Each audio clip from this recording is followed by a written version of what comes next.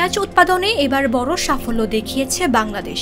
মৌসুমের শেষ দিকে এসে দেশীয় পেঁয়াজেই বাজারের চাহিদা পূরণ হওয়ায় আমদানির প্রয়োজন পড়েনি বললেই চলে। এতে যেমন স্বস্তি ভোক্তা ও ব্যবসায়ীদের, তেমনি ভালো দাম পেয়ে খুশি কৃষকরাও। অন্যদিকে বাংলাদেশের রপ্তানি কমে যাওয়ায় বিপাকে পড়েছেন ভারতীয় কৃষক ও ব্যবসায়ীরা। বর্তমানে চট্টগ্রামের খাতুনগঞ্জের পাইকারি বাজারে দেশি পেঁয়াজ মান ভেদে কেজি প্রতি ৯৫ থেকে ১২০ টাকায় বিক্রি হচ্ছে। কৃষি বিভাগ জানায়, মৌসুম কিছুটা বিলম্বিত হলেও আগামী ১০ দিনের মধ্যেই বাজারে উঠবে নতুন দেশি মুড়িকাটা পেঁয়াজ। ভোক্তারা বলছেন, দাম একটু বেশি হলেও দেশি কৃষক লাভবান হওয়াটা অর্থনীতির জন্য ইতিবাচক। পরিসংখ্যান বলছে, দেশি উৎপাদন ধারাবাহিকভাবে বাড়ছে।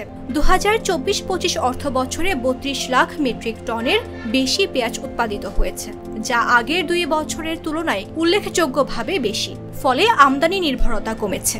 এবছর খাতুনগঞ্জ চাকতাই পাইকারি বাজারে ভারতীয় পেঁয়াজের দেখা মিলছে না। এর আগে বছরের এই সময়ে বাজার ভরে থাকত ভারতীয় পণ্যে।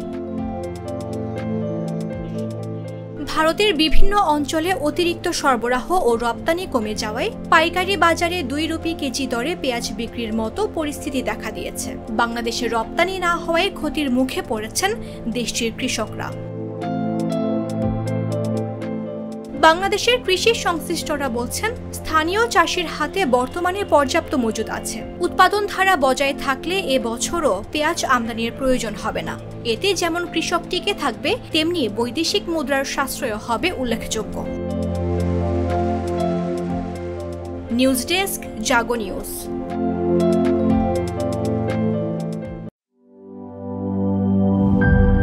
তোতার চকলেটে একাকার হয়ে ওঠা প্রাণ লেয়ার। প্রাণ লেয়ার, সম্পর্কের মিষ্টি ম্যাজিক।